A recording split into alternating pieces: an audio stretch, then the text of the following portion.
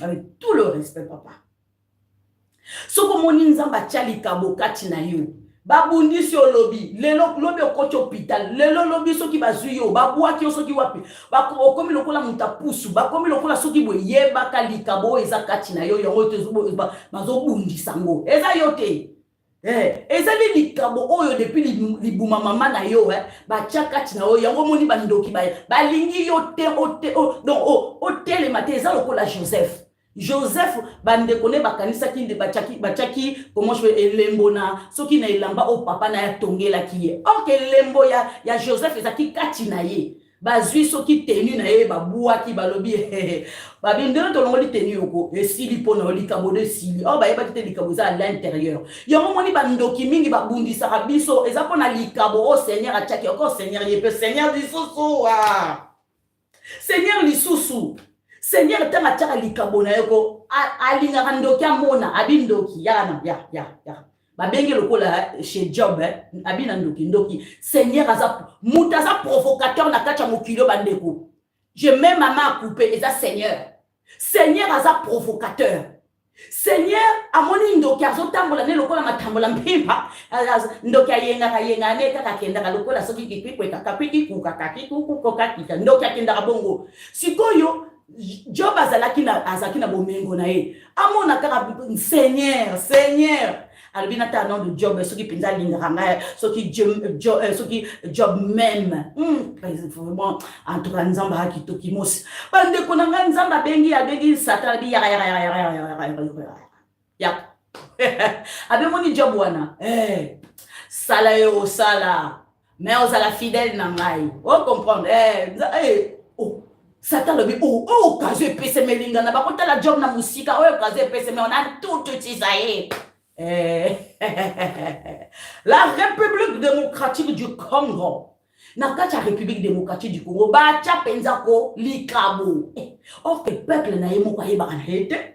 Biso to zabso matambola mpimba, so to ningi to réussir. To ke na biso na France, to ke na biso Libanda, to ke réussir. Or to yebite ke héritage na biso Seigneur apesa biso za na kati ya République démocratique du Congo.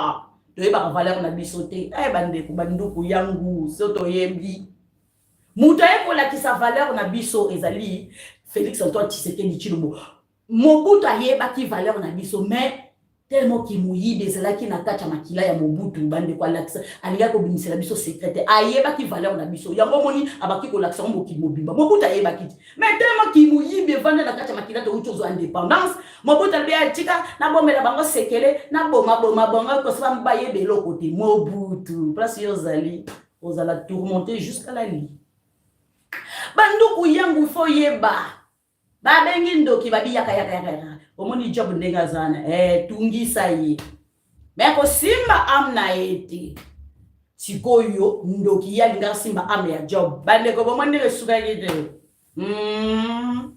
mama mini bombo chocolat kabata bisou papa Michel na monio banduku yangu la République démocratique du Congo maman Jerry na monio mama a signé l'accord de la paix. Maman Isabelle, namoni maman Isabelle a coach de père et de mère de sous-sol. Servante de Dieu. To signé kaka kopioka papa Gissi en côté. Papa Gingo ya côté.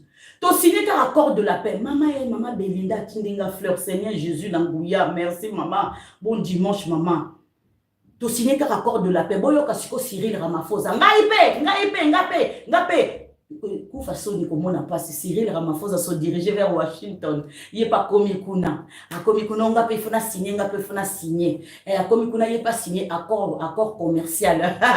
Bande ko yoka ba kombo accord commercial Cyril Ramaphosa andimi a signé na Trump ezapona qui banditisme tondi na Afrique du Sud pour ici là comme ça va s'échanger comme ça parce que qui banditisme on a aussi dans Eric Prince nous aussi ça voilà la signé accord voilà de la paix banduku yango yeko yinda tomona karabwe Mauritanie Gabon Sénégal nani lisusu Libéria bango 4 na mususu eboye monter sur 5 5 5 on a biso bamboka te bande kota la kaka surtout ça grand pays to ki bamboka na biso voilà donc ba pays nyon surtout wana ba se réunir nyon surtout pour ba signer accord ce qui stratégique ce qui minéraux ce je sais pas quoi to éviter mais ils se rivalisent pas avec la République démocratique du Congo to ça unique bandeko biso nyon surtout na ba pays wana 5 na kacha Congo to dame ba na ndenge agité vous comprendre voilà donc la République démocratique du Congo a sa valeur makasi. Banduku yangu na vandi kaka wengi ngongo.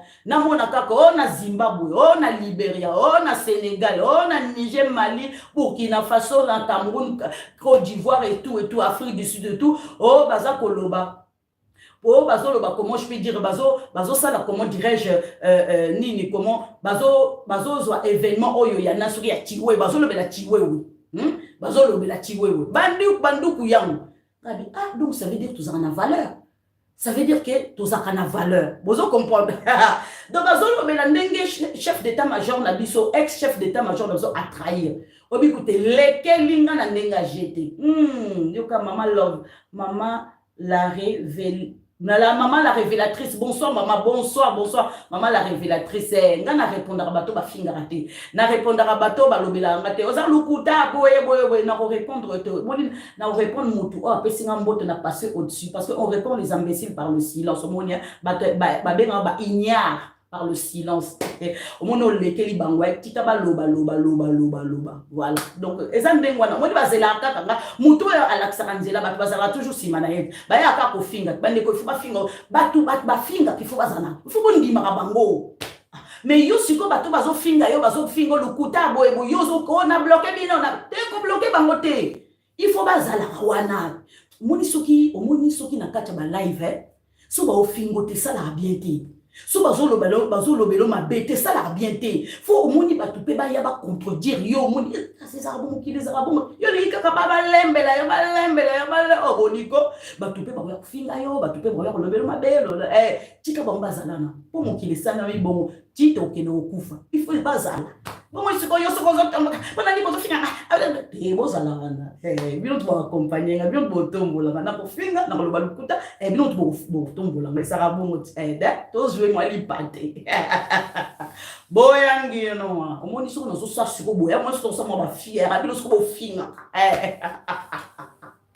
tita je vous sale bon bandeko ezaya koyinda bazolobela chiwewe bozela kinga batachicha bozela kinga je suis là maintenant voilà oh ba finga voilà je suis là donc bandeko eloko bazolobela biso c'est très important il faut to yeba ke toza na valeur la République démocratique du Congo à partir d'aujourd'hui ils vont parler de nous bakoyeba ke biso to existaka bakoyeba bozo comprendre donc et sali mama na boom événement oya chiwewe et sali mama na boom et zo ça en sorte que bandeko nanga que lelo mokili et zo mona que président Félix Tshisekedi aya ki po tombola Congo bandeko bazo tala ba comme ko comprendre que politique qui a Félix Antoine Tshisekedi Tshilombo aya ki po telemisa la République démocratique du Congo et que na kacha Congo na ba traître bazali bandeko banduku yango c'est eza soni yo chef ex-chef d'état-major obimi traître bandeko kaka province moko kaka comment expliquer tout ça province moko kaka ke ba traître babimaka je ne comprends pas boza ebele to bakotangela bino bakombote boza ebele kaka comment expliquer comment expliquer ça Gaston na monio papa maman Marie Jeanne Kalonji na monio maman comment expliquer ça que bino nous ba traître nyo surtout la République démocratique du Congo babima na kacha katanga les Katangais je suis votre sœur nazo comprendre binote balobite que boza ba katanga nyo surtout baza mabe prudence boza mabete vous comprenez mais nous comprendre kakate pour na nini ba traître ba bimare pa na bino to kotanga ba kombo awate ba Katangais je vais vous dire quelque chose omoni biso bangala omoni biso bangala omoni biso bangala oleki biso te na kanda boleki biso te na lumbe mwete boleki biso te. Biso penza to chape biso moni biso ko toza cha mutu bakata. Même soki to melaka lo toko na biso lo toko na biso etoka na kata nzoto biso toko bunda penda biso tika bitumba te. Donc bino na biso ko toko dame bino na tongo tina pokwa. Obi ke tala obi parce que baluba baza pacificateur, conservateur, baluba nde bomoni wana. Baluba balingara tranquille, batu o baza conservateur na kati ya République démocratique du Congo, ce sont les baluba. Sikoyo tellement que vous connaissez, boningi bo matela bango, siko na tunaka. Bino bo matela ka baluba. Bo siko bo yebisanga, poni bo yaka ko matela Équateur te. Dans bien, pour na nini boyaka ko matela Équateur te. Biso bate Équateur boyaka te pour na nini. Boyebi. Ngamo ko na vivre bino, je suis bien placé. Hein? Je suis bien placé pour na banda ko telemela bino. Oui. Tanga na bomba na eloko te. Kombo ya mongendu eza kombo signification ya mongendu ezali polele. Mais oui, na yebi signification ya kombo na nga. Vous comprenez? Eza polele nga banga na eloko te. Elo mo ebangisa nga na mokilo ezate à part nzambe. Po ba situation nga na leka na vie na ngai na yebi te. Na leka na ba situation mo ya kozika. Depuis bon mois na yo mwe bank sanga ezate na penza o babenga nzeta liboka penza donc o ba tout elango pilipili penza ko solesi la kate aka o tuti makembo to tuti lituma esi la kate nzeto ba betela kate na ba nga te likole yinda na kacha famille na ba hebinga belle-mère nanga c'était une katangaise. Amoni sanga boale, souka boale, je vous dis. Ongai na âge à 5 ans, na zoa sœur na ngai, to vande pas père na biso, na zoa sœur na ngai, na longwa balabala gangi, ba o ba vandara na nini na lemba, ba o ba vandara na lemba, ba yebi balabala gangi, ba yebi balabala lukuila, ngai na 5 ans, na zoa sœur na ngai 10 ans. Na simba sœur na nga na kenda balabala gangi ti lukuila na makolo odi na koko na nga ndima te mwana wa komi ndeni parce que belle-mère na ba offert souffrir na loba ki nyoso lelo belle-mère na nga kota na sama belé na pardonna e makamba sala et traumatiser vie na nga ti na ye kokoma bo maman na pardonner.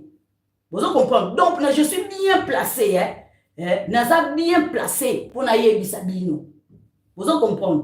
Donc, na o répondre sikoyo na ba katange onde boza o ke biso katanga nyetu. Vous comprenez? Parce que province wana ezape na kati ya République démocratique du Congo. Vous comprenez? Province wana eza na kati ya République démocratique du Congo. Monsieur Ngai na âge à 5 ans. Voilà. Avant na ya poto na âge à 7 ans. So yebite yeba na munoko na nga. Comprends? Voilà, tokende. Donc je suis bien placé pour na yebi sabino. Ba problème nyoso tu ya mabe utaka pa na bino. Est-ce que boyebi ke ndego zana na presque na ba institution nyoso na DGM ba katange nani Jean-Jacques Wondo uchi kolobangoti. Jean-Jacques Wonda uchi kolobango alobi na demia de katange balobaka swahiliphone. So ngai na lobite bokene na compte ya Boujankera bokene na compte ya Boujankera bokomona nani uchi lobat Jean-Jacques Wondo na lobi toke nan pai tozonge pai Jean-Jacques Wondo. Je m'adresse na Jean-Jacques Wondo yo bloka kingati yo bloka kingai na Facebook Jean-Jacques Wondo na 2018 au koutanaki na président Félix Tshisekedi okoma conseiller na stratégie na matière de sécurité côté militaire.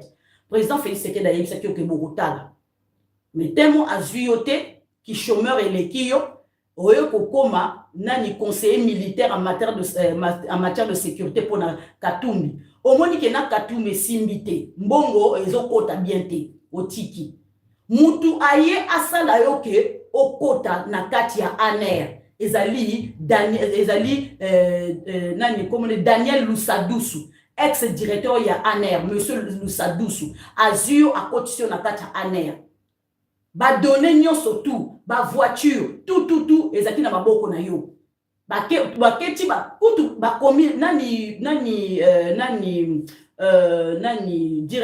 directeur Lusadus a commis président Félix Tshisekedi nazo kotisa Jean-Jacques Wondo aya kosa na kati ya ANR président Félix Tshisekedi approuvé na mukandana que Jean-Jacques Wondo a rekota na ANR Jean-Jacques Wondo président Félix Tshisekedi depuis 2018 na 2022-2023 président Félix Tshisekedi a payé Moussala depuis non Jean-Jacques Wondo azaki na Moussala te 2000 Jean-Jacques Wondo obanda analyse na yo depuis 2015 2016 2017 2018 ba analyse na on a site na yo Jean-Jacques Wondo na site na wana il faut foutre 2 euros nga na yebi site no na yebi o lelo te na yebi o kala mutakala o baba o futa 2 euros Jean-Jacques Wondo zaki na contact na ba Rwandais o bazaki na kati ya comment na armée na biso o yebeki ba on nyonso baza ba traître tu savais Jean-Jacques Wondo o yebeki ke ba tout nyonso tout na kati ya armée bazaki ba traître parce que analyse no ba net ko so basé na ba militaire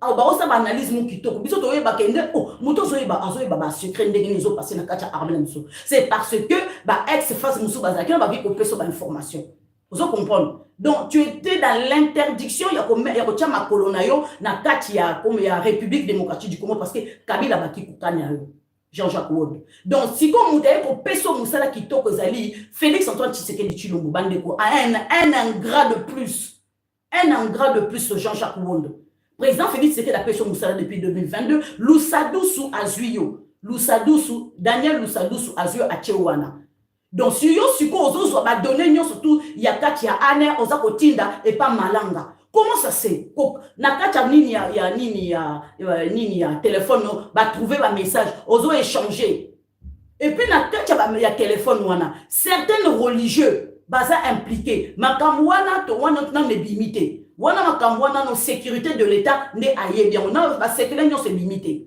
Vous comprenez? Tant Mbemba aleki na top Congo bibalinga ki ba assassiner président Félix Tshisekedi. Est-ce que Mbemba kosaki te? Mbemba disait la vérité. Batu nyo surtout ba télémini Mbemba Lokuta aza rebelle aliaki batu bino bomona ki place aliaki ba pigme. Bino bomona ki Mbemba place aliaki ba pigme. Congolais na kokosa makambu. Ngai kutu ngai moko basalela nga émission et pas batu ya baachi lukwebo tant na eko itindisa ba Congolais na bike mama ya baachi lukwebo za rwandaise bakena ko kunda ye na Rwanda matanga esala mate na kati ya République démocratique du Congo parce que président ya Sénat comment ça se fait que maman na akufi basali matanga na kati ya République démocratique du Congo te et puis président Félix Tshisekedi ayela matanga mama baachi lukwebo te allez-y comprendre. Tant na lobby ngo bataba chiluko baki ko sala ngai émission maman Lisette abimana Félix maman Lisette baroze la ba poste tellement zaki frustré yama ba pese musala te boyeboy congolais soka zu étiquette à coller nginganga et sili mais tango exama kamba lukuta kwa ko senga pardon oyate congolais ni ko bebisa ni ko bongisa te ndoki ennemi ya congolais saka biso moto bebisa kamete ko bongisa te to ba ko senga bolimbisité c'est ça qui nous tue.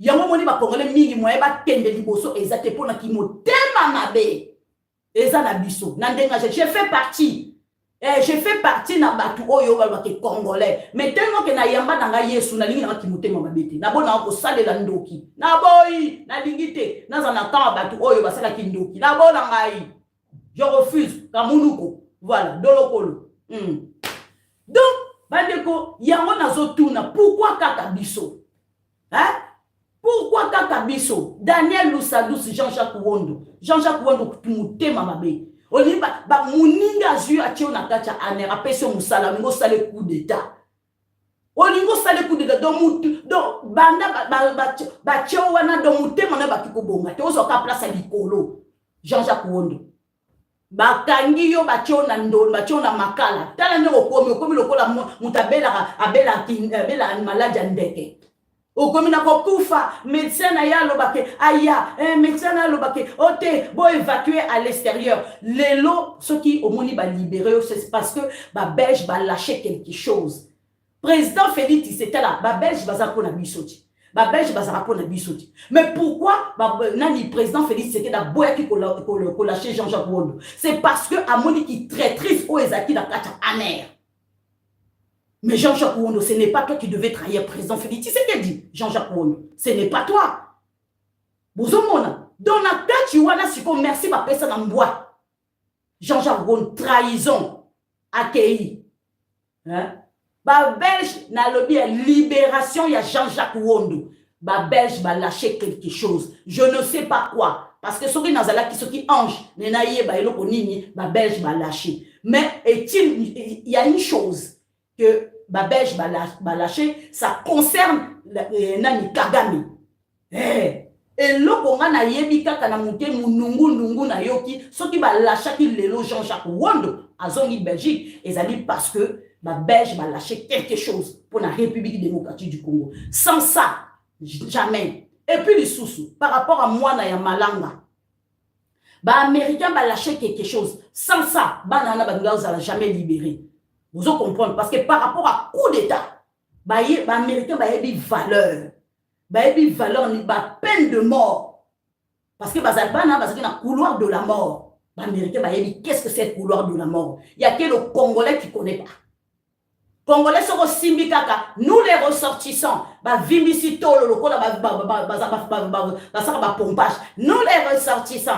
les ressortissants, na Tounie, na Kat Équateur, na Kat Kassai.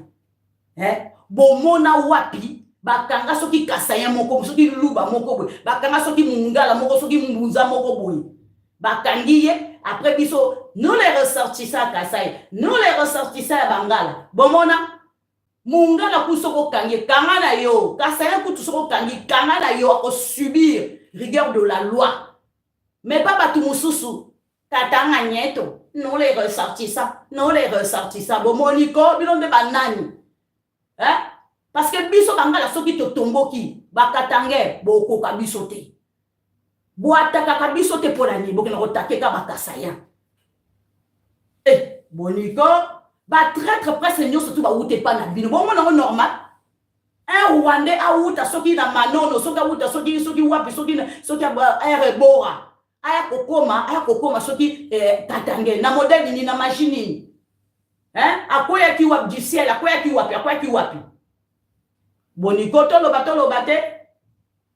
So tolobi e boniko, osa akize kaka biso bino nani. Puisque biso bangala to vanda na biso tranquillement tranquille. Bandeko, boyoka eloko. Boyoka.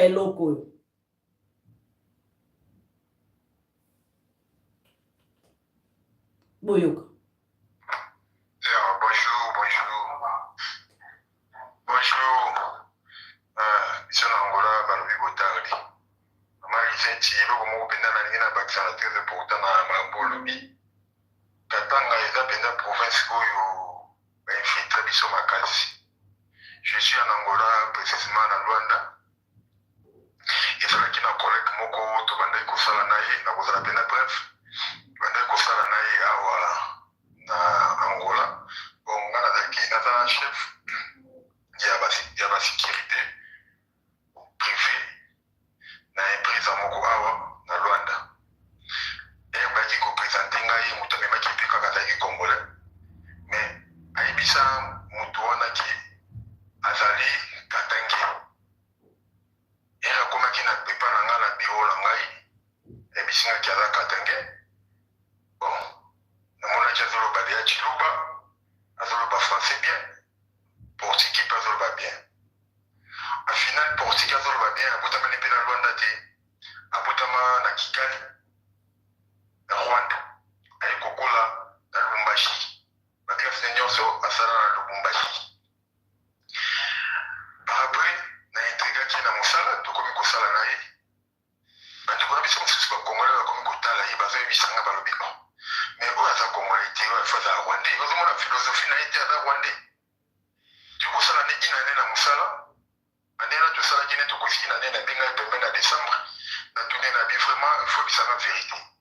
Osa ndenga mo na biso ba congolais. Ay ko bisa na vérité na za benga rwandais na za motuti na bote na kikana na kolina Lubumbashi.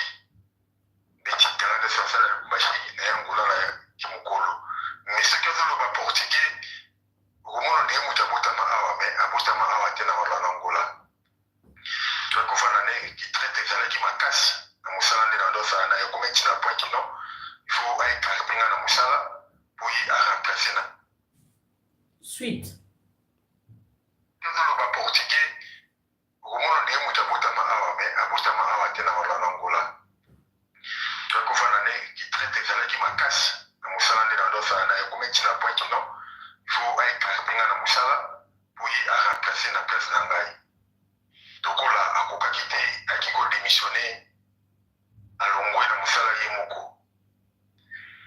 Mais loko na sala ki kosezani azala ki kozwa baya bandeko ne ya basi bazala kana Lubumbashi kilelo basombaka biloko bapitinela ki bambongo ana Rwanda ya sopelaka bango biloko atindaka bango s'il vous plaît kilelo bazala kati ya Lubumbashi bavandaka kuna baboti kuna bana famille makasi kuna na Lubumbashi. Donc tokanisaka bato nyonso baza na katanga teke baza bakongole d'origine. La majorité na katanga ne fitation eza makasi na kati ya katanga. S'il vous plaît, kuna ne fitation eza makasi. Si lelo nde na bana mwa lelo na yebi susi kota kenda te po tosisepara na ye abongaki kaka bongo na quartier ma ya remaki ke non bato bakompagne na ye ke non c'était rwandais tuti alongwe na quartier oyo abande kofanda akenda na destination ekoni jusque là. Toyebi susi position na ye te. Mais famille na nyonso ezalaka na katanga ezwaka na katanga ye azalaki na Rwanda kaka ye moko. Mais azoluka mpe abandi kosala effort akotana na polisi angolais abandosala na polisi angolais. Donc eza mpasi il faut kuna katanga vraiment il faut kosere yango makasi kuna penda il faut kosere yango makasi. Merci beaucoup. Donc ezali bato oyo baintervenaka na comment dirais-je na groupe nanga WhatsApp ye mutu ayebisinga il fallait absolument na pasango yango na tunie les Katangais bobanda depuis 1960 bino tu boboma bino eza bisote bino tu boboma Lumumba eza bisote qui traîtrise nda bino ndeko na bino lukungubila bino moko bokimisa ye ndeko na bino Kapen avant 20 ans avant 20 ans na boloko muta kinoko mona Kapen azate muta ayeko bimisa Edi Kapen ezande Félix Antoine Tshisekedi Tshilombo notre frère notre sang mashimu menu boyoki atana lobi Chiluba mabe c'est pas grave hein. Donc aza makila na biso président Félix Tshisekedi depuis Lumumba qui traîtrise et le koni de sila kate boye bisanga et le koni de sila kate génération na génération zoya bokoma kaki traîtrise na bana na bino héritage penza bolingi ezalande yangwana province mobimba traîtrise na 1959 ba vidéo ezali na kati ya YouTube na 1959 tomona ki banani comment je fais banani ba Monesco l'ONU amemaki ba Rwandais autaki kozo ba Rwandais histoire wana ezali ba vidéo ezali qui mona meso kende comment je peux dire bokeno komona on a kati ya YouTube 1959 hein? L'ONU a même biso ba Rwandais pour nani ba main d'œuvre na kati ya Katanga batu wana ba bimate batikala ko bimate na kati ya Katanga batu wana bazaki lelo bango ba vanda ba sietama na kati ya Katanga ezande bango ba sala ba infiltration ba bota bana et tout hein ba vrai Katanga baza muke par rapport à oyo ba infiltration makasi ezaki pona ko balkaniser Congo histoire ko balkaniser Congo et banda depuis 1900 wolo bozo comprendre depuis ba sala soki réunion na bango na Berlin kuna pona ni ko diviser la République démocratique du Congo tellement qu'ils sont immensement riches hein bozo comprendre te bino ba Katanga ke ba mindele ba lingine ba balkaniser des provinces na bino bozo comprendre te na lobi bokanisi province na bino mteza le plus riche bokene na kati ya nini na Équateur hein bokene na kati Équateur parce que ba richesse mteza na kati Équateur non ko ba découvrir en côté na kati ya Kasai pourquoi ba boma na Kasai parce que richesse inestimable eza pe na kati ya Kasai Et ça, quand bino te. Ba province en ya kabila ça 18 ans. Et là, on y a tonga. Hein? Nazo tout na ne bino ba katange. Là, on y est-ce que katange mo ka tellement tonga ndaku? Bino ko tonga ndaku te. Vina bino zande ko mela masanga lokola batanga boma. Et là, on y est ko tonga katanga fieto. Hein? Et pas la bino foi. Kaka trahison na trahison. Là, ko yebi ka ba ko beta kaka tolo kaka trahison na trahison. Kaka na jaito. Pourquoi moi la bino za ba nani? Hein? Boza ba nani penza bo mona ka bino bo simbi kata bino ba ndima ka bino boniko on en a marre on en a assez qui traîtrise il faut si là bana toli ngai surtout ngai Lisette na li ko tika héritage na bana na teke eteke na ko bala katange na lingi te ki vunu ngana ko sala tout possible bana nga ba ko katanga te boniko même ceux qui fifi masuka na ba ceux qui ba kiabula wanaku ba sala ba semblant na so mwana na ngana kele comment je peux dire na kele ko boaka ba mona kacha katanga ko ba mona pasi ba souffrir na binada niet vous comprendre na niet bonne souffrance à modèle boniko tokoki kosala progrès tozoba ekolo mosusu te il faut kataka telema biso banini e ba ekolo mosusu baexiste kataka bino bomona boza banani bino bino tozaba super congolais na kati ya république démocratique du Congo balobela kar bino balobela province mosusu te bilangwa l'héritage oyo botike pa bana na bino eza bilangwa bomela botala te. Un katangé peut tuer quelqu'un pour la bière à pamba. Bon, parce que quand on a bien bilangwa, na tout ni pas katangé, ba nani ba tonga katanga si à part les kassaïens. Ba kassaïens ba ça qu'on a ba ça ko tonga, bien ko tonga ni bino. Ba ça c'est na bino aéroport. Bo tonga nene. Kasumbela c'est celui Kasumbela c'est zawana. Détournement na détournement. Boniko, on en a marre, on en a assez. Parce que Chiwewe, je suis pas du tout content. Donc yedena nalobi ya botu na Chiwewe. Botu na Chiwewe depuis époque ya Mobutu. Bacha ba chef d'état-major. Boye bisanga. Ba chef d'état-major nyonso. Oh ba leka. Hein? Depuis Kasavubu. Est-ce que ba sala coup d'état? Ba chef d'état nyonso depuis Kasavubu. Est-ce que ba sala coup d'état? Mbala musense yo wana. Mbala musense azali moitié rwandais, moitié congolais. Est-ce que ça a un coup d'état? Atakuta ça le kuta. Atakuta ça a kota corruption na koko yiba bambo na kacha armée. Est-ce que ça a un coup d'état? Chiwewe famille à Chiwewe bango surtout ba limati. Abimisa à 8 ans abimisa famille na bango so ba kima. Botu na Dani Banza za wapi botu na Dani Banza. Yepa kima. Tolo bate. Mais on a assez penza. Oh province ni province à Sony. Après moi côté mais la baluba na préféré que tout muluba parce que na dit que muluba ko simba nga bien lelo, muluba ko tongela nga bien lelo, muluba ça conservateur. Bino ko za nani. À part héritage à bilangwa, ya ko so souler la gueule. Et pas la bino foi. Bon ça là t'es l'autre côté héritage ya zololo. Na lobero piou. Boniko. Oh koyaka na katanga te na oyana ndenge nini. Oh. Na oyaka katanga ndenge nini puisque Équateur na sisi ko visiter moté. Na sisi ko visiter Équateur. Et s'il na keba Congo, climat qui toko loko la France. Ba Congo penza climat qui toko loko la France. Na sisi wa. Na kesi koyo Kasai mama Kasai kitokimos dans la sisi Kasai na kesi ko nord qui vous sud qui wow ba frère dans makuna na ke katang kosala nini pour na aéroport oh pour ça na prince oh ça fait du temps avec fait ça boniko bien bon l'équipe angala ibubi bato ba mimuna kapenza ko baza penza extraordinaire on va savoir extraordinaire te boza pété. Obi po ni ba Rwandais ba infiltra bino. Obi po na nini ba Monesco ba infiltra ba Rwandais parce que boza peuple moko pété. Na ko jamais ba lo ba na za peuple moko pété.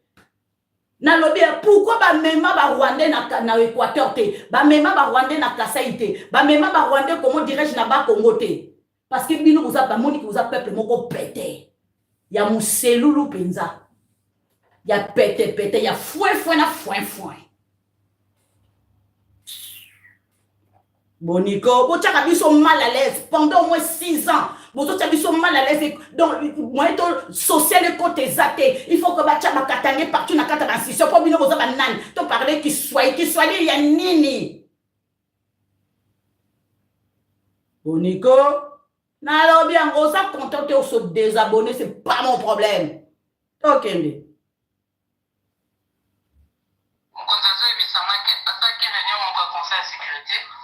Ils étaient à 8. Et ceux qui étaient là, non, pas 8, ils étaient, je pense, à une dizaine. Alors, à comprendre dès le lendemain, parce que preuve que ma solo était de l'autre côté. Maintenant, dis-moi, tu vois, qui peut être vraiment censé, il me savait ma solo est délicat pour un moka. Ok, on peut aller solo, c'est quoi ton but? C'est quoi? Quand ça t'a m'expliqué, donc c'est ça, notre vie, on est, en fait, je pense que mon candidat Saza, il sait même plus à qui faire confiance. Il sait plus. Il fait 12 fois quand même. Mais je crois que le chef là, il va faire confiance à qui ce soit, il va faire confiance à lui-même. Mais comment veux-tu travailler seul? Il ne faut pas oublier une chose. Félix, il est plus politique que militaire. Ça, il ne faut pas l'oublier. Il est ailleurs qui n'a pas en tant que politicien, mais il comptait sur l'armée. Parce que l'éducation, il y a dit, ma poto, il y a ma poto. Donc, ce qu'on a pour l'école, aux autres, on n'a pas l'individualité. Mais cette mentalité-là est entrée dans notre pays, ça fait quelques années. Et comment que non, on travaille pour les individus, à tel point que ceux qui ont lié, qui étaient dans l'entreprise, au cours du nommé au DG, maintenant, qui n'a pas en fait, ils ne sont pas là pour l'avancement des choses. Tout le monde tire la couverture côté laïe. Alors, on a tiré les bâtons dans le roue. Tant que, à cap, on met 6 millions. Tant que Yo échoué, c'est ce qui compte. Ils ne regardent pas la perte qu'on a faite et ça les met en boca. C'est ça qui est grave. Donc, maman, la première dame.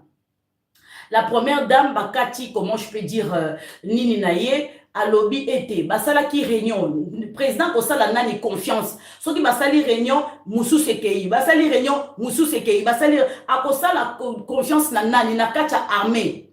Chiwe wazalaki.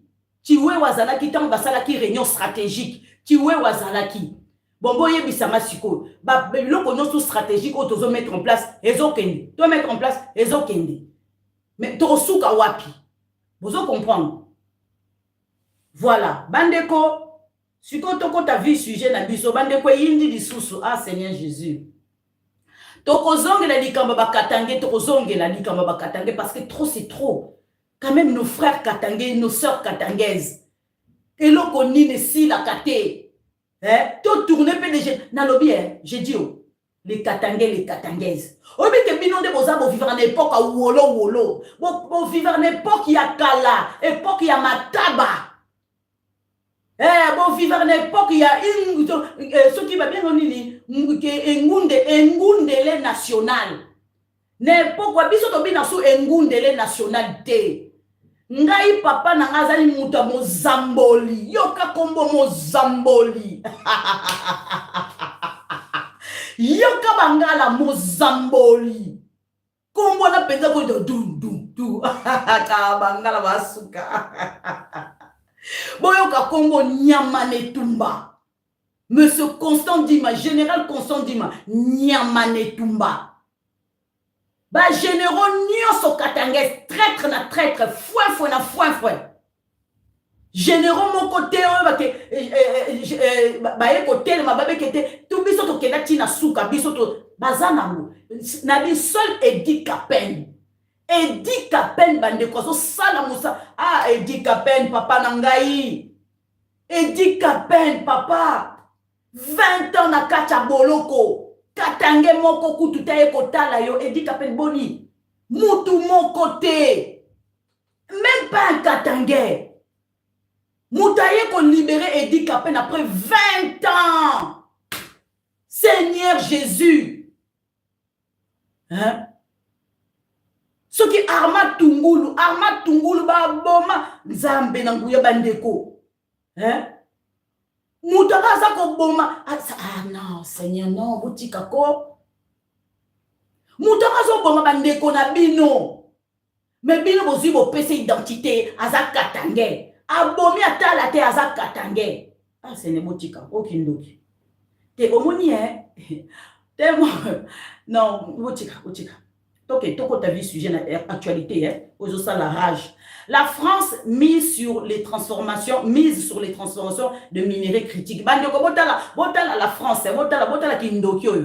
Botala Kindokyo, oh, ça ne dit pas son nom. Tellement que baboni que Doha est simbité. Bandeko Doha est simbité, j'adore kota sujet. Doha est simbité.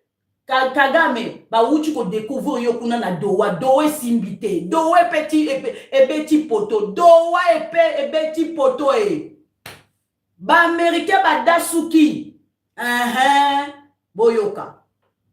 La France mise sur la transformation des minéraux stratégiques.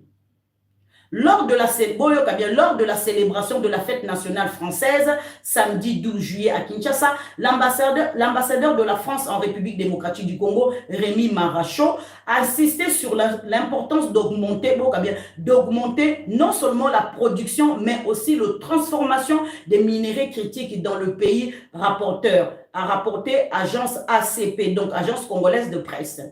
L'augmentation de la production des minéraux critiques, mais aussi leur transformation en République démocratique du Congo sont indispensables à la sécurité et à la diversification de nos approvisionnements, a-t-il déclaré.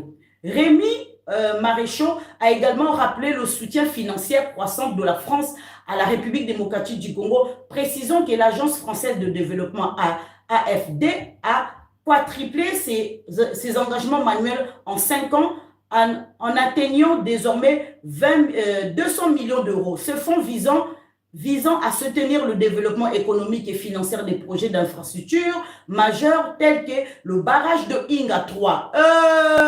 Bolingo kota basolo ya barrage à Inga 3. Botala batoyo. Bomoni siko boyoka j'ai dit na sisi nyoso tout terre. Bokel rotala ngo na comment je peux dire na betu. Ezali politique au point CD. Betu. Politique au point CD. Voilà. Bokel ngana pesa source. Et là,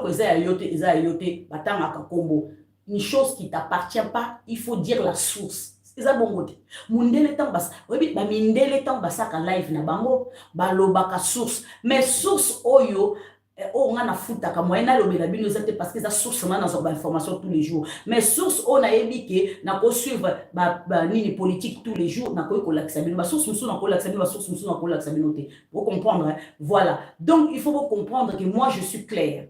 Quand les blancs ils font leur live ba lobaka source et loko eza ya yote pa mama tata eza ya yote. Soko beton ezali plagiat. Vous comprenez? Parce que Mouninga a lobby yaka koloba Congo ya mutuwa na komi. Et pas ba Congolais ça n'existe pas. Et pas Congolais soko sali analyse na yo. Oche Congo soki na zuya ngo na longoli Congo na sena bike mama lizete nsala ki motema babende zo boba biso ndi yangwana. Vous comprenez? Bandeko. Nga na bonde la nga na lingi na lokuta te na lingi na plage te. Soki muta komi loko na lobby Congo. Bandeko c'est comme ça qu'on avance. La vie est simple comme bonjour. Pourquoi tu te compliques de pas citer le nom de la personne qui a fait des analyses? Allez-y comprendre. Parce que j'ai besoin de vues. J'ai besoin de liker. Je vais danser. Je vais la course dans mon touté. Je vais la course dans mon moko. Je vais la course dans mon moko. C'est tout. Point bas. Vous comprenez? Nous allons à moulaï. Pour nous remonter à Yeshua. Nous allons à moulaï.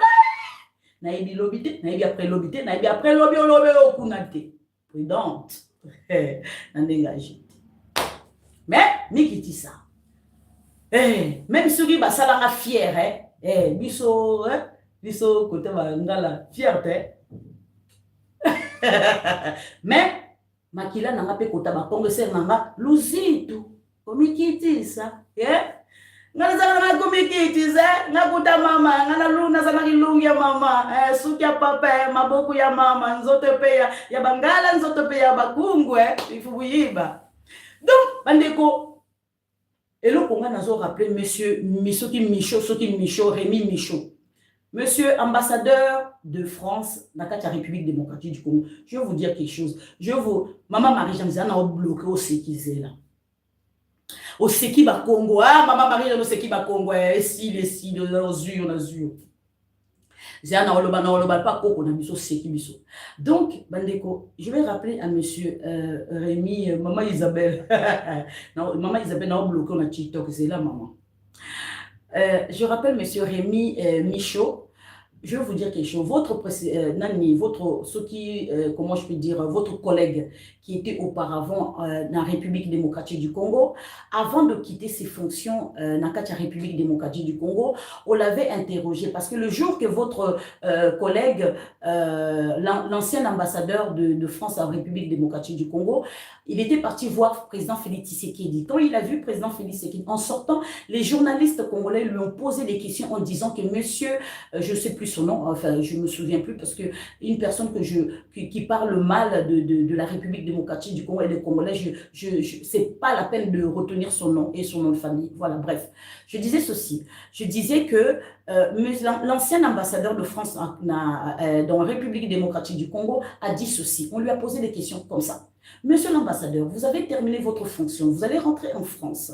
On voulait savoir, monsieur Macron est venu avec les investisseurs français dans la République démocratique du Congo pour investir. Quel est votre but maintenant? Est-ce que vous allez revenir avec comment je peux dire, il avait dit ces investisseurs français? Il a dit ceci. On ne peut pas revenir en République démocratique du Congo. Écoutez-moi très bien. C'est parce que nous, les Français, quand on vient investir en Afrique, nous venons avec nos employés. Vous entendez? J'ai bien entendu et j'ai bien enregistré.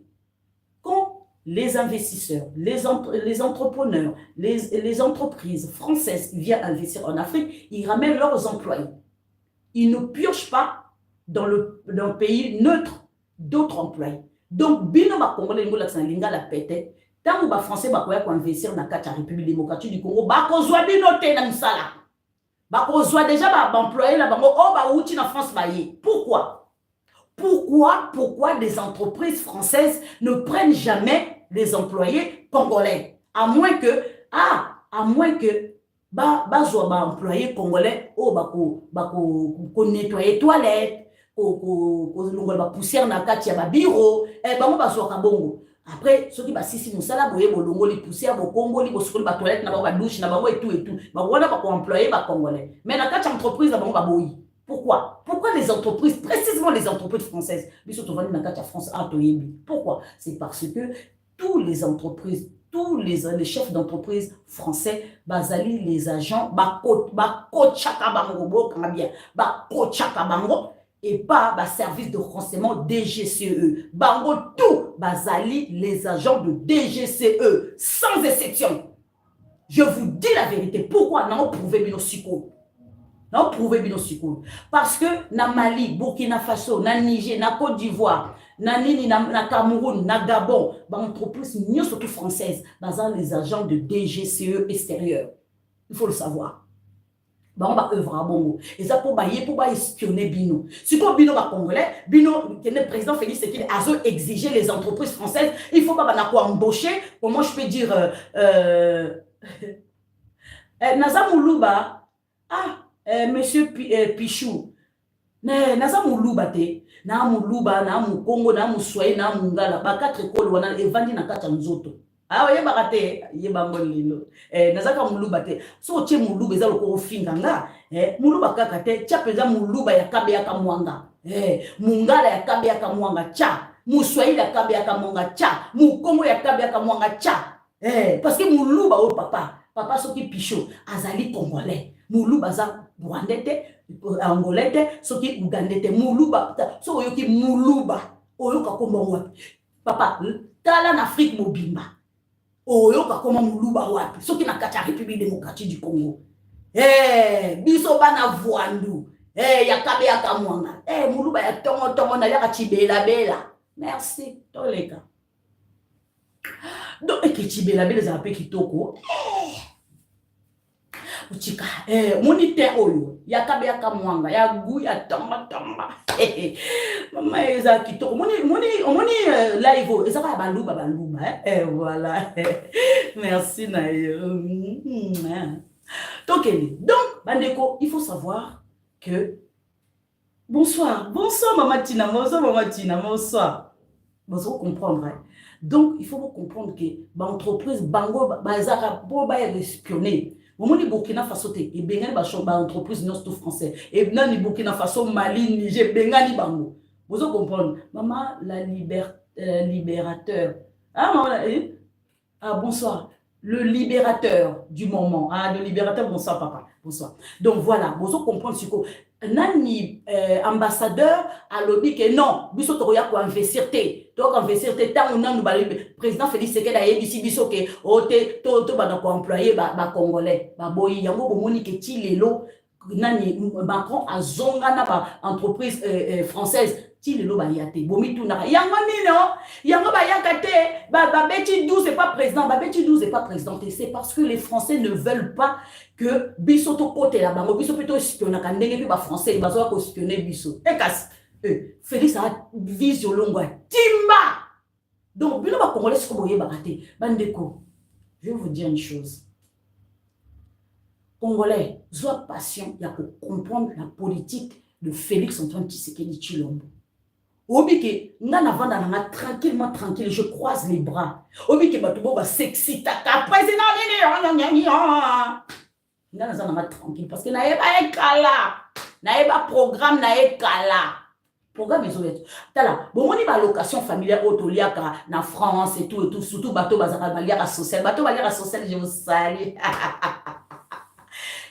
les appels qui torimos voilà cérémonie au travail tant on l'a eu le ta chômage au leno hein location familiale pour na bana voilà donc bateau va travailler à biso je vous salue là où vous êtes ma travailleuse ma travailleur je vous salue comment quand biso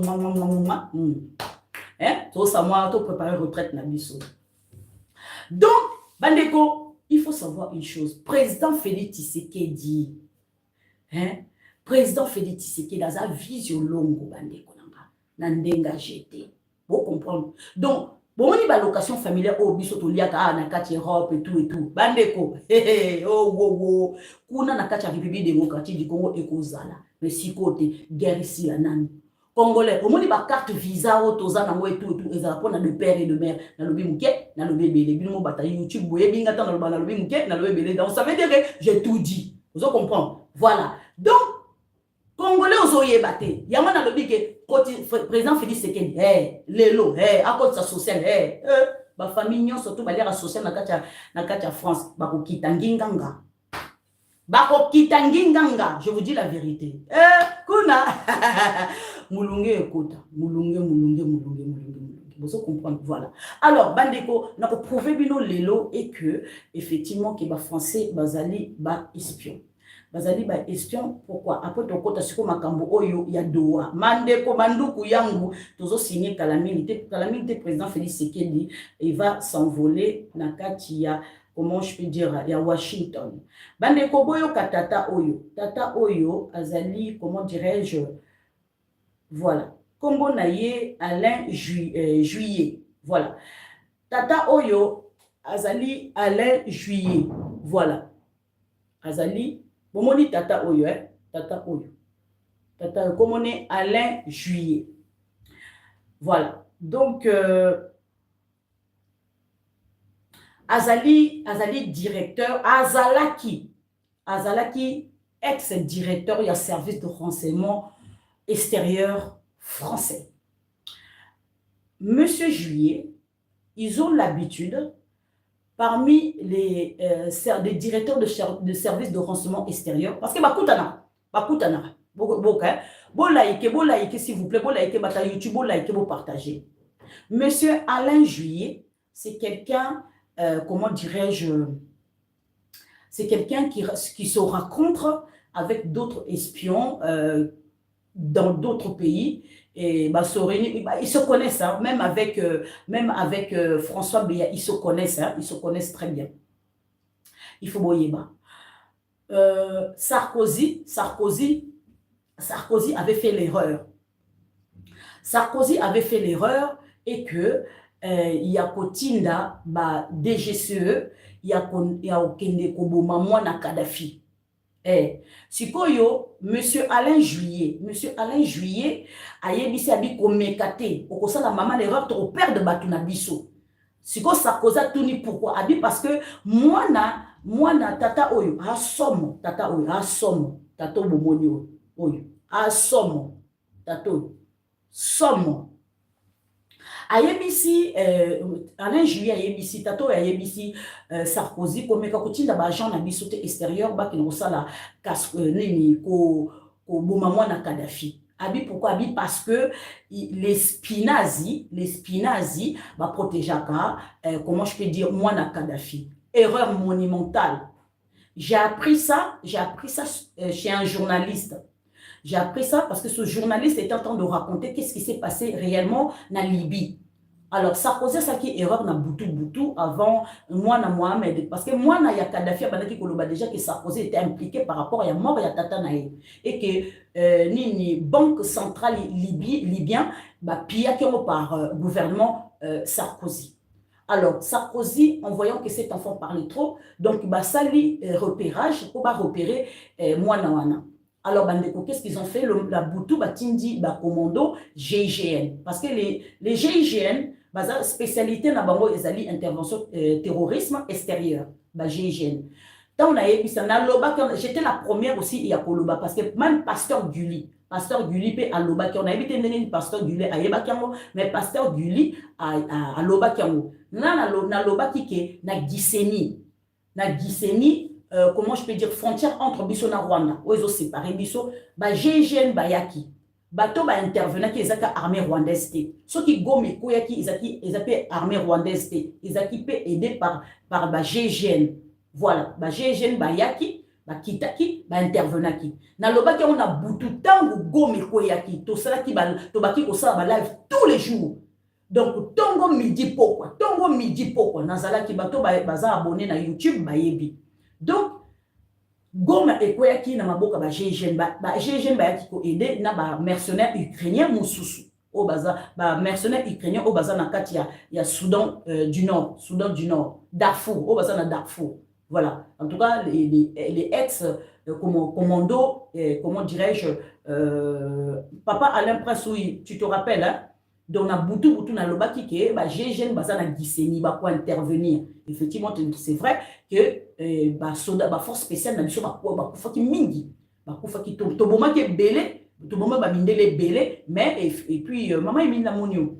Maman. Donc ba kufa ki belé to boma ki pe e belé penza yango momoni na kanda wana nani saki ratissage na kacha Goma parce que ba kufa ki penze belé na ndenga jete, je vous dis la vérité. To bomba qui pendait dans denga jeté force spéciale na biso pemba tout ça qui pendait dans denga jeté. Bon malheureusement misusu bakota ki zamba oya na bango bayeba misusu bakoti makolo misusu bakufa ki na nzela. Ba témoignage ezali boyo ba témoignage un jour mais biso tozo ki déjà ba témoignage déjà libela ke misusu bakufa ki banzela ya Nyarungongo makolo maya romeleza ki te maya koleza ki te ba renfort ezala ki te yango moni ba misusu bakufa ki na nzela ba misusu bakufa bakota ki bazamba ba bini kota ki sangani kuna donc fallait bazwa ba bini côté ya nini ya walikali fallait bazwa ba moto misusu ba yaki na ndenge na bango vous comprendre donc ko bata makaka voilà donc ba témoignage ezebele je vous dis la vérité. Donc c'est pour ça que l'armée a zo permettre te baloba. L'armée a zo permettre te. Maman disait tu es dans les affaires calées. N'a momo. Belinda, maman Belinda, mon papa, mon maman na blende penja côté ben faut que ça ranate. C'est parce que neveu nanga a deux neveux qui sont dans force spéciale. Voilà, quand tu as force spéciale, moko akufa, moko azali en vie. Voilà. Donc bazali belé penza kima kota mati bamsu bakoma na kata kisanga ni toyoka ba témoignage. Mais loko la armée esengi bango na kata armée moyeba lo bezate. Donc voilà. Donc armée eza monde mususu donc voilà, ils sont tenus d'ontologie, comment je peux dire, de l'armée, il ne faut pas parler parce que tu as juré que tu vas défendre Mbokanoti Nasuka. Donc, tu ne peux pas parler, te tenir en secret. Voilà, c'est ça que je voulais dire. Place Bazali, force spéciale, je vous salue là où vous êtes. Je vous salue, force spéciale, je vous salue. Voilà, donc, d'embrasser Léopard. Ah, non, guépard, je vous salue. Je vous salue là où vous êtes. Les aiglons, je vous salue les aiglons. Voilà, top secret. Effectivement, c'est vrai. Moi, je suis surtout exalté. Bon, bref. Sikoyo, bakenda qui Jean, il y a DGCE, bakenda qui, comment je peux dire? Non, Hervé, Evelyn, Madame Evelyn, maman disait kala, kala. Donc ça veut dire, ceux qui ont le maman disait kala, ça veut dire oyebi, ozamutaka. Oyebanga bandakala, ça c'est sûr. Pour muta alobelanga, maman disait kala, ça veut dire oyebinga bandakala. Merci maman, kamata bisou moi. Chilombo, molakisi nzela, bilon kitoko, royanga noir. Donc voilà, bandeko. Bozo laikete, bozo like te basuki sa live bolimbisanga na TikTok bo TikTok bande ko bolimbisanga voilà, ok, c'est bon. Voilà, bo tapoter, pardon. Bonsoir maman Marie. Maman Marie Chantal, bonsoir maman. Non, nazo se perdre te papa Didier, nazo se perdre te limbisa, nazo se perdre te, t'inquiète pas. Nazo se perdre te nazali awa. Donc na kinga nazala bon moi na kei nazongi, mais je suis là, t'inquiète pas. Je sais bien résumer si oyebinga bien. Voilà. Donc voilà, bata DGCE, commando ezaki bon bazaki 5. Bakenaki ko boma mwana, comment je peux dire, merci beaucoup Mtalobi, good live, merci beaucoup. Merci. Baké ko boma mwana ya Kadhafi. Sans le savoir, bah quitté qui tant bazo que ba koti na parler pour ba que bon moi na Kadhafi ba ayeba quitté ba exfiltra qui moi na Kadhafi et pas ba n'est pas Spinazi. Or ba ayeba qui na DGCE ayeba quitté qui non moi na Kadhafi azaki protégé par les Spinazi. Ba Spinazi bazali ba service de renseignement extérieur son oui, son na téléphone non monsieur Soki Dounia. Monsieur Dounia, tam soza na téléphone ya iPhone ya kala, ya 1900 wolo zape na Samsung ya kala. Ta la téléphone no malamu parce que zo ba son na éviter. Voilà. Voilà. Donc voilà, bandeko ba exfiltra ki moi na ya Kadhafi, ba exfiltra ki moi na ya Kadhafi, donc ba ko boma ba agent comment je fais service, comment je dis de renseignement DGCE. Yango comprendre ce que tata o yazana raison, yango batumiki balandara conseil na ye. Batumiki balandara conseil na ye. Merci monsieur gentil. Eza téléphone na yende, son eza bien omoni. Eza téléphone eza asomba téléphone ya ba chinois. Ce que téléphone ba chinois, ce que son moi oyo ezate grillé, soit grillé, soit zo comme les bien ou à éteindre téléphone ou à rallumer. Le téléphone aux autres utiliser tes papa mais son ils qui toko ngala zana téléphone ya dernière technologie les autres ça sont qui toko papa toi qui n'est pas tous ongi pas ou yeb ça na so et pas nanga bima na live est un téléphone no apo zongeli live ça la qui toko papa papa Jazz Yopé Seigneur boyoka bandiko qui essaie de régler son problème avec parmi les présidents et c'est pas tout à fait notre goût. La Côte d'Ivoire va bien indiscutablement aussi. Il y en a un qui se prépare à devenir une très grande puissance africaine, c'est la République démocratique du Congo, du président Tshisekedi, qui essaie de régler son problème avec le Rwanda, puisque comme vous avez pu le voir, je pense, le Rwanda occupe et pille, il n'y a pas d'autre terme, la République démocratique du Congo depuis le départ de Mobutu, donc Kabila père puis Kabila fils, suite à un accord qui avait été passé à l'époque, il faut le savoir. Ce qui s'est passé, c'était que quand Kagame a pris le pouvoir au Rwanda, il était aidé par les forces spéciales américaines, bien sûr, puisque c'était les compagnies minières américaines étaient derrière, et ils ont aidé le président Kabila, Joseph Kabila, à prendre le pouvoir au Congo. C'est-à-dire qu'après avoir pris le Rwanda, ils ont continué vers Kinshasa pour imposer Kabila. La contrepartie de la mise en place de Kabila au Congo, ça a été de donner les mines de Tantal et de cobalt de l'Ituri du Nord Kivu au Rwanda. Donc le Rwanda a exploité pendant des dizaines d'années les mines qui étaient dans cette zone-là. Et maintenant, évidemment, les Congolais disent ça suffit. Maintenant, on veut récupérer ces mines. Il n'y a aucune raison que le Rwanda exploite des mines en nous pillant sur le territoire national. Donc c'est ça l'histoire de ce qui se passe aujourd'hui, la guerre là-bas qui est terrible, parce que je vous signale que on parle des guerres, nous, la guerre au Moyen-Orient, la guerre en Ukraine, mais il y a beaucoup plus de morts en Afrique, dans la guerre en Ituri, il y en a dans les deux autres. Personne n'en parle. Ça pose problème. Personne n'en parle. Et je le dis pour les dates de l'assistance, cette guerre a un triste record, d'après les spécialistes de l'ONU. Ça se fait ce record, c'est que c'est une guerre dans laquelle le viol des femmes est une arme de guerre, et on estime le viol des femmes à peu près actuellement à 500 000. C'est pas une. Vous voyez, donc c'est très grave et très sérieux. Alors, bon, je pense que Tshisekedi est en train de gagner, parce qu'il a maintenant l'appui de tout le monde, y compris des Américains. C'est très important. Les Américains ont lâché Kagame, parce qu'effectivement, ils disent que ça ne peut pas continuer comme ça. Donc, vous voyez, tout ça, c'est en train de bouger ici. Pour comprendre, monsieur MM, je ne suis pas en train de me perdre, c'est parce que yo yebi système nga naza nangote. Tu comprends? So yeba ki ko sala ba analyse ndengolo bangate nazo bunga nga na bunga rate naza na bino na bungi na kiwapi. Monsieur MM. Déjà mutu o pesi kombo MM yo mozo mona koza suspect. Ba pesa kombo véritable kombo pesa kombo MM ya nina. Nga na bunga rate na sala ba analyse na kitoko. So ki na lobi monsieur Juillet. Na lobi Alain Juillet, c'est parce qu'il faut faire référence na œuvre oya azalaki nango. C'est comme ça. Quand tu indiques comment je peux dire mutu, au pesi komba mutu, il faut pesa ba référence naï. Donc qu'on n'est pas demandé. Mon so yebi likamote ba vanda kima olebi comment mwanza. Voilà.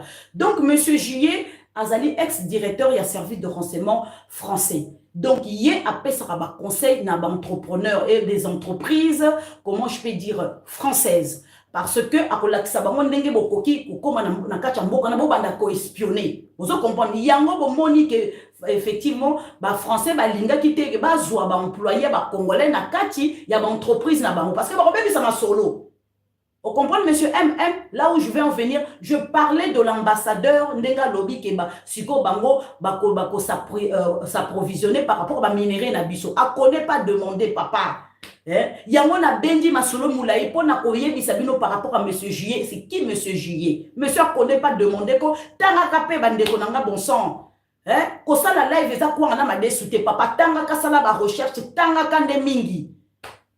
Et donc biso to congolais ebe lo côté donc oyoy ka bibi comment mwanzaka non tanga ka qui est monsieur Juillet? Renseigne-toi monsieur Alain Juillet et qui? Obandi ko ça ce ko ba référence petit à petit il est tatati tatata. C'est comme ça. Après, on a analyse pour Congolais qui n'ont pas preuve. C'est ça. Voilà. Donc, voilà, monsieur Juillet. Donc, monsieur Juillet, à l'Obakiango depuis l'année dernière, à l'Obakiango qui se prépare d'être grande puissance y Afrique. Azamouta service de renseignement. Bango bayeba qui déjà kalake. Tshisekedi azo matisa Congo bandeko ya aza congolais te. On a une preuve à l'accès de nous, qui est déjà mondélé, un agent de service de renseignement extérieur, français en plus. Il y a un pays qui va devenir grande puissance. Parce que si monarchie règne, c'est Salamaki. En plus, avant que les Américains, ils sont au monde dans la poisson. Makambo, Makambo, ils ont passé dans la Est. On a Doha, on a Washington. Et bimaki spirituel. Dans la dimension ya Congo, et bandaki n'abord la spiritualité. Et l'okonyo surtout ya vie na biso. Il faut boyer baka. Et l'okonyo surtout ya vie na biso. Merci monsieur MM, merci. Et monsieur MM, tika ma solo wana. Awanga mama disait na chaka na CT. Na sengi yo longo la phrase na yo, tia na se. Congolais nyo surtout na kacha monde bolongo la vocabulaire na bino na kacha monoko tiana se bako dala Congolais changer vocabulaire na yo tiana se parce que Rwandais nyo surtout na kacha mokilio ayoka ka Congolais tiana se siko bango ba yebi ke biso nde tozana tochaka na se donc to lembisa toza ba lembele to ba lembele non longola vocabulaire longola moya vocabulaire wana tchana sete ko tchaka na sete fona mema bino likolo à connaître pas à demander. Il faut apprendre, monsieur. Il faut apprendre. Malheureusement, tchana sete non. Ya momoni ba Rwanda ba nyata biso lokola kayasa. Ba mone la biso lelo ba Rwanda ba kobi ko teleme la biso po nini po la biso to li ko tchana se te tchana na sete te tika na biso te teleka na ngoka kaende ala lixali kambute na zuyo na okeno tina suka na memo coach contre mur na ndenga jete mama lisette na tika likamuno kite na kenda tina suka na bandi likamuno memo tina suka. C'est comme ça qu'on doit fonctionner. Makambo tika ote to tika ndamu to ndamu non na memo penza nga oyo kasonko olapa toza la rabon moni ba américain te oboti na États-Unis batika rabana ba mote biso pe toza la ndengwana obandi likambo to siso tina suka. Voilà, donc bozo comprendre siko sujet oyo likambo siko ya ba français il faut to lobe la français parce que baza ba ndoki. Faut bazabandoki déjà un agent de service de renseignement à l'obaki banda kala na 2023 et 2000 c'est en 2023 quoi c'est en 2023 à l'obé on a 2023 que il y en a un qui se prépare à devenir grande puissance donc ayeba ki ndegeli et c'est l'obé ma qui déjà na kundulupin yama makambunyo surtout ya mami vi na biso. Makamnyo sote pasaka na kati ya mokilio et puis avant ebima physiquement et banana spirituellement. Congo et ceux qui déjà victoire. Bon dimanche papa. Bon dimanche. Congo et ceux qui déjà victoire spirituellement. Oh ils ont bima boy, ils ali douleur d'enfantement. Ba misusu ba ko kota zamba, ba misusu ba ko bima Congo, ba misusu ba ko tika banda ku yamona yebisi bino ke ngai Lisette. Moseka monzoba mbunza ya kabe ya kamwanga na kiloko somba ba parcelle na kacha Congo ya 1 euro parce que Congo les bazaki mulunge mingi ba kotika ba parcelle na bango ba kokima tout la mwisi ya zaza. Je vous dis la vérité. Donc bandeko banduku yango to so préparer to soma mapango na biso 1 euro et kokoma na ko bwaka nzutu ba bwaka nzutu nalia bwaka nzutu kale nzambe likabu na kuanga Seigneur Jésus mikate na poto na nguba Seigneur Jésus on est à mon enfance tokene. Donc bref bandeko bozo comprendre sikoyo bango bamona ki musika ils se sont réunis entre eux que Kagame est lâché par les Américains. Ba yekuta ayeba kike nani Kagame a lâché par les Américains mais Congolais lâché wapi lukuta Chilombo bilan zéro na lobi ba pays nyonso. Ba pays nyonso bilan zarande ni kaka ya Chilombo mboka na biso etikala jamais ko vanda mboka na biso etikala jamais ko tongama depuis époque wolo boye bisanga na tonga nani banzele tongama te ba infrastructure tongama te Chilombo za ko tala aza ko tonga bozo ndima ete boye bisa est-ce que mboka na biso tongama Kabila ye azui baba arbre na biso nyonso tout banzete na biso akati tout au long du boulevard. Nazotu na kutu mutazana azana kati ya République démocratique du Congo na sengi nabi mama Isabelle oza mosali na nzambe so OK combien de fois na sengi batu ba memelanga madame combien de fois na sengi batu ba memelanga madame siko botu na mama Lisette poni olingika madame elongola kabande kolongo boyebi ke madame eswanyaka nini cancer.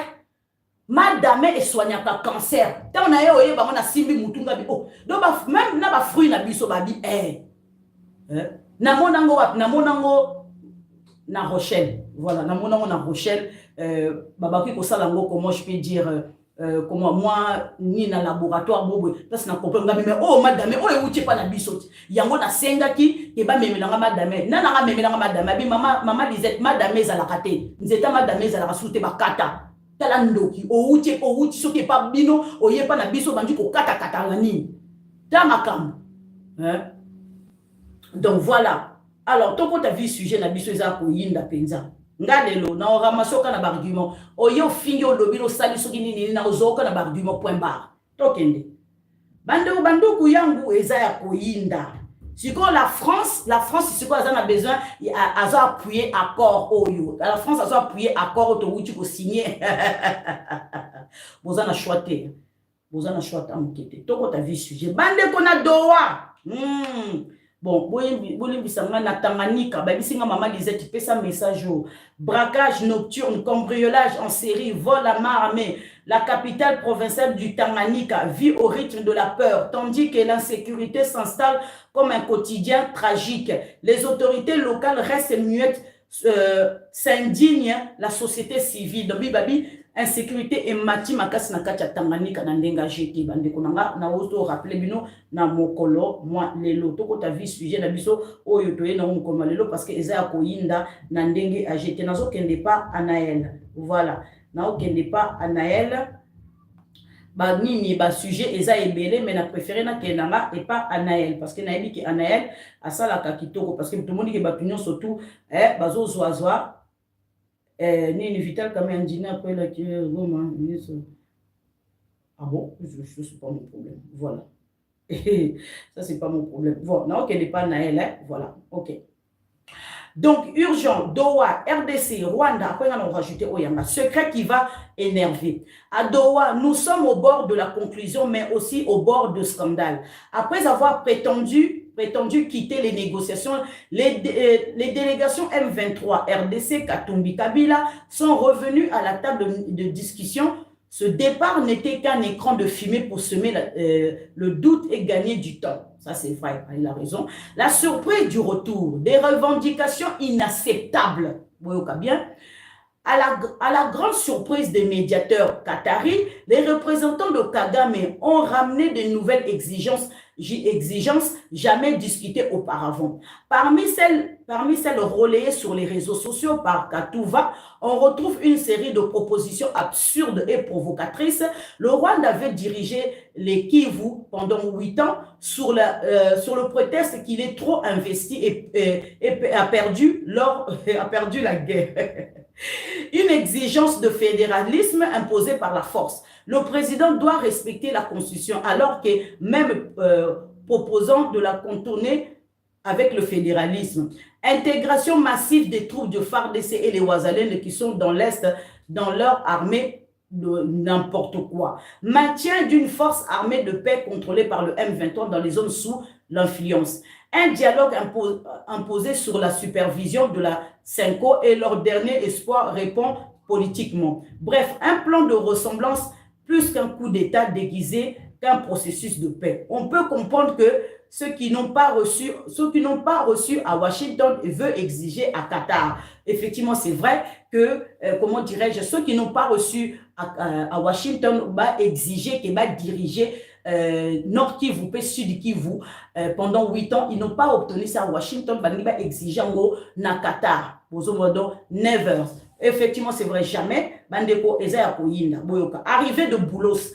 Bandeko, nazo rajouter ceci.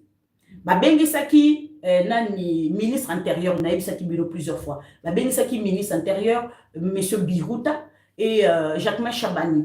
Ezaki po, comment je fais comme observateur. Bazaki on a pour observer Makasi. Donc, banani ba M23 commis, comment je fais dire, oh te biso to lingi ba exigence. Qatar a bengi comment je fais le responsable donc monsieur Massad Boulos. Parce que on a M23 bazolinga comment je peux dire monsieur Joël bonjour monsieur Joël bazolinga ko signété Qatari à lobby bongo et awa ndeto so la boy que ba M23 ba komi ko exiger ba komi ko benda masolo milai que 5 ans à côté masolo obiso avant to signer bon ka bien que à M23 avant à signer il faut 5 ans à signer 5 ans à côté dialogue na lobby entre dialogue congolais 5 ans, qu'est-ce que 5 ans à voir na Makamba Doha? Au monde bango siko bazolo babon ke do nani 5 ans donc M23 ba kota ma solo donc ba kota na kata dialogue 5 ans à piloter. 5 ans ko piloter nini? Et l'on dit 5 ans ko piloter. Pourquoi bazolo baba tumsoute balbika 5 ans? Pourquoi seulement 5 ans? C'est ça qu'on trouve bizarre. Pourquoi cette exigence là? Pourquoi cette exigence? Allez-y comprendre. Et l'on connaît les bazo se préparer. Donc batouana basaki na bango na cahier de charge té. boyo kanga très bien batouana bazaki na cahier de charge te cahier de charge na bango bazo dépendre na Rwanda et loko Rwanda akoyebisa bango mais oui eza penza eza nango théâtre eza te comme nango théâtre et comme nango makambo ko tokena biso kena na doa pona ko sakana c'est tout à fait ça donc bazaki na bango na cahier de charge te bazo rajouter makambo de jour en jour bazo rajouter makambo de jour en jour donc et comme loko liseki tous les jours, va rajouter. Bah, yé lelo, lobby va rajouter. Bah, yé lelo, lobby va rajouter. Ainsi de suite. Et comme il y a un théâtre, c'est très important. Si il y a un moni Qatari, à Bengi, Massad Boulos. Massad Boulos, ça y est, à télémélie, à mettre fin. Donc, d'ici la semaine prochaine, lundi ou mardi, ça sera signé. Parce qu'il faut que ça soit signé avant que, bah, il y a un président Félix Tshisekedi. Vous comprenez? Accident, on peut les kikouna les sous-sous. Accident et l'équipe de Soukuna, on va continuer accident. Arrivée de Massad Boulos, l'Américain pose son veto. Face à la délivrance face à la dérive des discussions, à la dérive des discussions, les Qataris ont sollicité l'intervention américaine. Le diplomate Massad Boulos est arrivé d'urgence à Doha. Sa mission, remettre de l'ordre. Convoquer immédiatement le ministère. Massad Boulos a convoqué le ministre intérieur, Biruta, et puis Jacquemin Chabani, les deux. Et surtout, il recadre sévèrement les M23. La ligne rouge américaine, la ligne rouge américaine, M23 va franchir. Boulos rappelle que certains principes sont déjà scellés depuis les accords de Washington et ne sont plus négociables. Rappelez à l'ordre. Vous comprenez? Ma camendez, il y a un moment qui brodouille. Donc, qui brodouille, bazongi brodouille.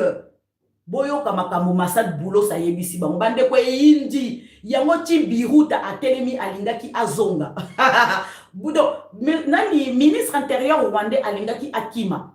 Donc délégation rwandaise balinga batelema babima lisusu nde basalaki na Angola. Boyoka awa nazo yebisa bino. Boza na sisa kotangela bino potokota sona yebisa bino qui s'est passé. Donc, Massad Boulos rappelle que certains principes sont déjà scellés depuis les accords de Washington et ne sont plus négociables. Respect strict de la souveraineté de la République démocratique du Congo. Pas d'intégration automatique des groupes armés. Ça sera cas par cas, basé sur les critères clairs. Résultat, le Rwanda est officiellement Rwanda est officiellement désigné comme garantie de la paix et sera tenu responsable en cas d'échec. Boyoka, comment dirais-je, le Rwanda commence à flanchir. Avec les lignes rouges, certaines portes sont désormais fermées pour Kigali. On le ressent même dans l'attitude nerveuse de Paul Kagame, de plus en plus distant avec le processus de Rwanda, de Doha. Alingi sukoyo kane soute. Kagame alingi nous soyo kasuma comme sous le processus de Doha soute. Parce que aebi ke eza sous comment je peux dire, eza sous bon, pas sous bon office plutôt sous bon office. Eza soute et que avantage eza na kati ya République démocratique du Congo à perdre Washington, à perdre accord à Washington, à perdre accord à Doha. Donc ça veut dire il ne reste quoi? Il ne reste plus rien. Bima na Congo. Vous comprenez? À signer Penza. Bozela. Ceux qui n'ont pas réussi à obtenir à Washington, ils tentent de l'imposer à Doha. Mais les Américains l'ont stoppé net. Conclusion, accord imminent dont M23 est ressorti affaibli. L'accord devrait être signé dans les semaines à venir, mais le M23 n'a pas obtenu ce qu'ils espéraient.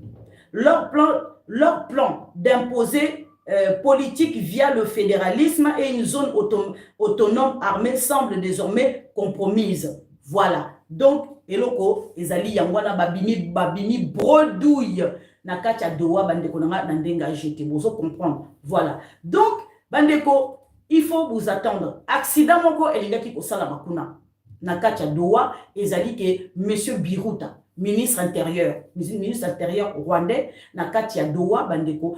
Tangu M23 imposé feuille de route na bango na comment je peux dire na Prince prince ya Qatari ke biso to lingi boy parce que ils sont toujours là-bas. Bayaki comment je peux dire na feuille de route mususu lobi baye na feuille de route mususu lobi baye na feuille de route mususu lobi baye na feuille bandeko Qatari eza lokola bazo benda masolo mulai ba benda masolo mulai yango momoni ke prince Qatari ba bengi vite le responsable comment je peux dire Massad Boulos conseiller il y a matière il y a Afrique il y a Trump ayaki mingi ayaki vite na jet privé na kacha Qatari à mettre stop makambo o ba M23 ba baki ko sala ba ebisi bango ke et si to signé déjà accord de la paix il y a rien à ko exiger les sous que la RDC a cédé bino soki Nord Kivu Sud Kivu ezate exact donc ils surtout ils a scellé et puis il faut bolanda résolution 2773 ce que tangu ba yebisi banque bolanda solution 2773 place ce que monsieur Biruta monsieur comment je fais ministre intérieur a télé na délégation balinga ki ba kina délégation M23 balinga ki ba bima Massad Boulos a yebisi bango soki bo quitter Doha à la minute boyeba que vous serez tenu responsable. Les conséquences sont terribles. Vous en comprenez? Les conséquences sont terribles. Bon, qui est même la Jeune Afrique. Bah, on va abonner dans la Jeune Afrique. Bon, comme très bien. Bah, on va abonner dans la Jeune Afrique. Beaucoup de monde m'a boujanker a commis. Ce que Zaïe était, j'en sais rien. Mais il a commis qu'on a lobby que M23 a qui na revendication na mais ba beaucoup loba. Mais Jeune Afrique a beaucoup détaillé. Donc, tu sens bien que les acquis avantage, il y a M23T. Mais Jeune Afrique a beau détailler ma camusou, c'est pas ça qui n'a qu'à il y a Doha. Tu es bien journaliste français, des fonctionnaires. Tu es un journaliste congolais, au bazar payé par les Français, des fonctionnaires. Par le bamouké, par le bébé. Ma camouna tangela qui bino lobby par rapport à recteur, ils ont recteur English et recteur français. Recteur français est dirigé et pas Sonia Rollet. Bango bakomaka et loko za avantage pour na M23, avantage pour na Rwanda. Mako bakomaka jamais et loko za avantage pour na biso. Vous comprenez? Et loko za avantage pour na biso bakolinga ba embrouiller batu pour biso to comprendre te. Mais to comprendre déjà ba gêne na bango wana. Tu comprends ba gêne bango pour na ko manigancer pour na ko troubler mémoire ya peuple congolais parce que ba yebi biso que tout temps raté peuple congolais on a yebi sibino ngana ande ko na bino na sœur na bino naza yaya na bino naza leki na bino naza nde ko na bino je vous dis ce qui bomoni bokanga très bien ngana lingaka crédibilité na ngai eza bandeko ataku to ganyaka mbongo boyokanga bien ataku to ganyaka mbongo na kacha YouTube na kacha TikTok boyokanga bien soki bomoni ke mama Lisette apesi bino info na sengi na bino please dolokolo bokende ko vérifier parce que ngata na yaka na ba info na ngai eza ba info exact parce que na kenda ko somba ba info na kenda pe na source. Vous comprenez? Na ye na pesibino. Vous comprenez? Ata na zande ko na bino. Soko kotinga doute même à travers le live na sengio. Please, OK de kuluka info. Botuninga mama Lisette oziango wapi info wana na oyebisa bino. Soki za info moko ya kati, moyen na yebisa bino source na rezate. Mais ba place na ke na osomba info na oyebisa bino. Vous comprenez? C'est qui ta yo ya ko miser pour na mbongo na yo. Okosoba information de tinga. Na ebisho tala source boy na suna kozoba info na ngeza boy kita yo ya kosomba ba info kita za mbongo na mutekata makam okozoba info de tinga parce que